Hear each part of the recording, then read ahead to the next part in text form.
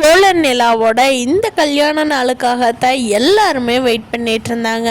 பார்க்குறக்கே அவ்வளோ அழகாக இருக்காங்க நம்ம நிலாவும் சோழனும். இந்த கல்யாணத்துக்காகத்தான் எல்லாரும் வெயிட் பண்ணிட்டு இருந்தீங்கன்னா நம்ம வீடியோவை லைக் பண்ணிவிட்டு இன்னும் சப்ஸ்கிரைப் பண்ணாதவங்க சப்ஸ்கிரைப் பண்ணிக்கோங்க.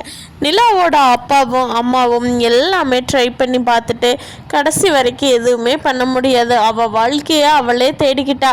இனி போய் நம்ம எதுவும் இடைஞ்சல் பண்ண வேண்டாம். அவன் போய் கோவத்தில் தான் வாழணும்னு அவளுக்கு விதி இருந்ததுன்னா நம்ம என்ன பண்ண முடியும்? தேனை விட்டுரு, அவள் போக்குக்கு அவள் இருக்கட்டும், நம்ம வேலையை பார்த்துட்டு நம்ம திருவண்ணாமலை கிளம்புவோம் அப்படின்னு சொல்லி நிலாவோட அப்பா சொல்லிடுறாரு.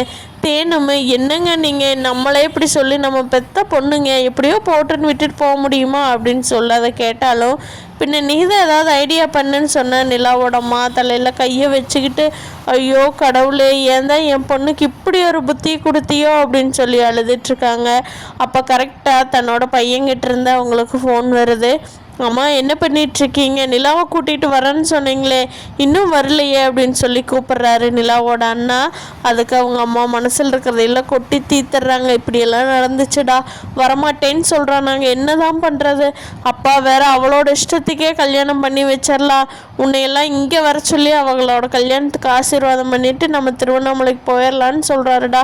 எனக்கு மனசு ஒத்துக்கவே இல்லை, என்னடா பண்ணுறது அப்படிங்கிறாங்க. என்னவோ சொல்கிறீங்க, அப்பா எப்படி இதுக்கு ஓகே பண்ணாங்க அப்படின்னு நிலாவோட அண்ணா கேட்டாலும் உங்கள் அப்பா என்னடா மனசு சம்மதிச்சா ஒத்துக்கிட்டாரு, வேற வழி இல்லை, எல்லா முயற்சியும் பண்ணி பார்த்துட்டு அவளை அடிச்சும் பார்த்து திட்டியும் பார்த்து கெஞ்சியும் பார்த்து கொஞ்சியும் பார்த்து என்ன பண்ணியும் அவள் அங்கே தாண்டா போவன்னு போய் நிற்கிறா.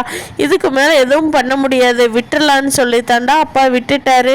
இன்னி இதுக்கு மேலே அவள் தலைவிதி, போகட்டும் போ அப்படின்னு சொல்லி அவங்க அம்மா எனக்கு ஏதாவது வழி இருந்தால் சொல்லேடா அப்படின்னு சொல்லி அழுகிறாங்க. அப்போது மனசு கேட்காம அப்போ அவங்க அண்ணன் நான் இப்போ கிளம்பி வர்றேம்மா சென்னைக்கு, இந்த பாப்பா எல்லாத்தையும் கூட்டிகிட்டு வந்துடுறேன், நான் சென்னை வர்றேன் அப்படின்னு சொல்லிட்டு சாயந்தரமாக சென்னை வந்து சேர்ந்துடுறாங்க நிலாவோட அண்ணா.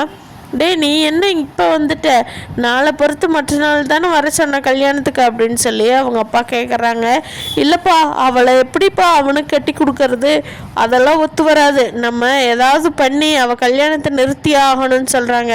வேண்டாண்டா, அவள் மனசுக்கு பிடிச்சது சோழந்தான்னு சொல்கிறா, அவளே கல்யாணம் பண்ணிக்கிட்டு அன்னைக்கு பிடிச்ச பண்ணாலோ பிடிக்காம பண்ணாலோ பிடிக்காம தான் டிவோர்ஸ் வரைக்கும் போனான். ஆனால் இப்போ என்னங்கிற டிவோர்ஸ் வாங்கும்போதும் கூட எனக்கு மனசு சோழனை தான் பிடிச்சிருந்தது அப்படின்னு சொல்கிறா.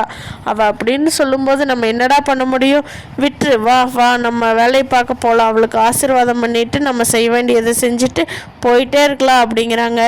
என்னம்மா அம்மா அப்பா இப்படி மாறிட்டாங்க அப்படின்னு சொல்லி கேட்கவும் அதாண்டா எனக்கும் தெரியல, ஒரு மாதிரி விரக்திக்கு போயிட்டாரு, அதனால தான் இப்படியெல்லாம் பேசுகிறாரு அப்படிங்கிறாங்க. சோழன் கல்யாணத்துக்கு பயங்கரமாக ட்ரெஸ்ஸிங் சென்ஸு மேக்கப்பு எல்லாமே சூப்பராக போட்டு ரெடி ஆகிட்டாரு. நிலாவுக்கு அவங்க அப்பா ட்ரெஸ் எல்லாம் வாங்கி கொடுத்து எல்லாமே நிலாவோட அப்பா செய்ய வேண்டிய கடமை எல்லாமே செஞ்சிடுறாங்க. கோயிலில் போய் சிம்பிளாக நீட்டாக வச்சுக்கலாம், நம்ம குடும்பத்தாளுங்க மட்டும் கலந்துக்கலாம் அப்படின்னு சொல்லிட்டு கூட துணை பண்ண வானதி எல்லாருமே வந்திருக்காங்க. கல்யாணத்தை பார்க்குறக்கு சிம்பிளாக இருந்தாலும் அவ்வளோ அழகாக இருக்குது. நம்ம சோழன் நிலா செடி போய் மணகரையில் உட்காந்துட்டு தாலி எடுத்து கொடுத்ததை ஐயர் எடுத்து கொடுக்கறாரு. சோழன் வாங்கிட்டு கட்டுட்டுமா நிலா உன் கழுத்தில் அப்படின்னு கேட்குறாரு. நிலாவும் கட்டுறதுக்கு சம்மதம் அப்படின்னு சொல்கிறாங்க. சுற்றி இருக்கிறவங்க எல்லாம் ஆசீர்வாதம் பண்ண சோழன் வந்து நிலாவோட கழுத்தில் தாலியை கட்டிடுறாரு. கட்டின உடனே நெத்தியில் முத்தம் வச்சிடுறாரு சோழன். பார்த்துட்டு அங்கே இருக்கிறவங்களுக்கு எல்லாருமே சிரிப்பு தாங்க முடியல. தாலி கட்டின உடனே நிலாவுக்கும் பழைய ஞாபகங்கள்லாம் வந்து போகுது.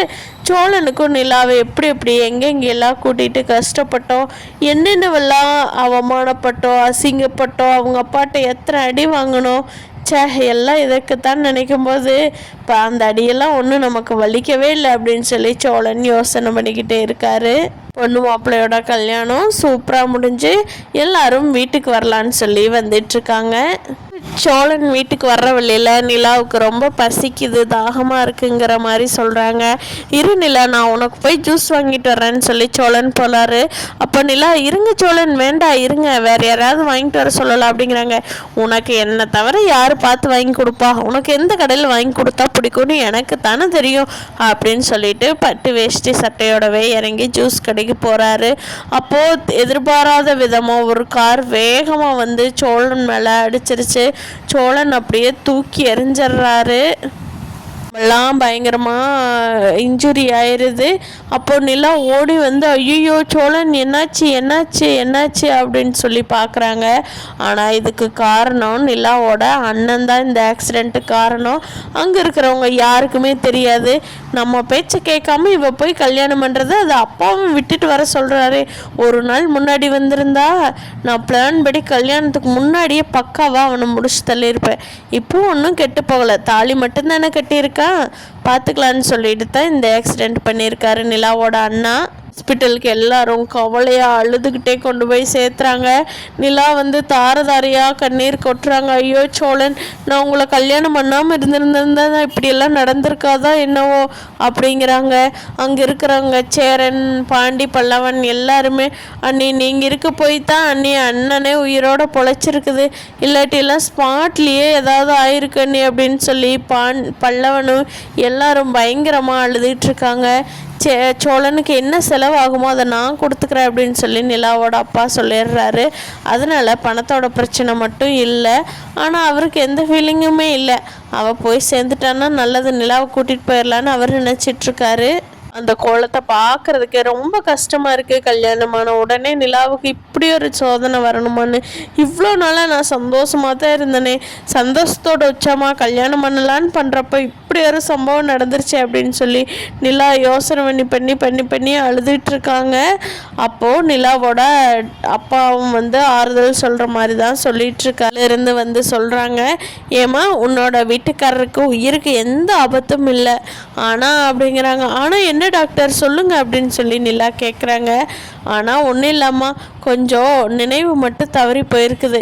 எப்போ திரும்பி வரும், எப்படி திரும்பி வரும் என்னங்கிறதெல்லாம் என்னால் கன்ஃபார்மாக சொல்ல முடியலம்மா. ஒரு வாரம் ஆகலாம், ஒரு மாதம் ஆகலாம், ஒரு வருஷம் கூட ஆகலாம்மா. அது அவரோட சூழ்நிலையும் சுற்றி இருக்கிற சூழ்நிலையும் எல்லாரும் அவரை பார்த்துக்கிற விதமும் அவர்கிட்ட நடந்துக்கிற பக்குவத்தில் தாம்மா ரெடியாக போகுது.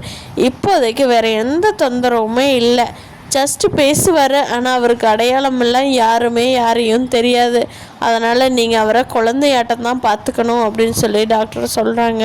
நிலா வந்து ஐயோ எல்லாம் என்னால் தாச்சே, நான் பேசாமல் எங்கள் அப்பா கூடவே போயிருந்துருக்கணும், உங்கள் வீட்டில் வந்து கல்யாணம் பண்ணி உங்கள் வீட்டு சிரமம் பண்ணினது இல்லாமல் இப்போ சோழனோட உயிருக்கே ஆபத்தாக போச்சு அப்படின்னு சொல்லி நிலா சொல்லி அழுதுட்ருக்காங்க. நம்ம சேரன், பல்லவன் எல்லாருமே சமாதானப்படுத்திகிட்ருக்காங்க நிலாவை.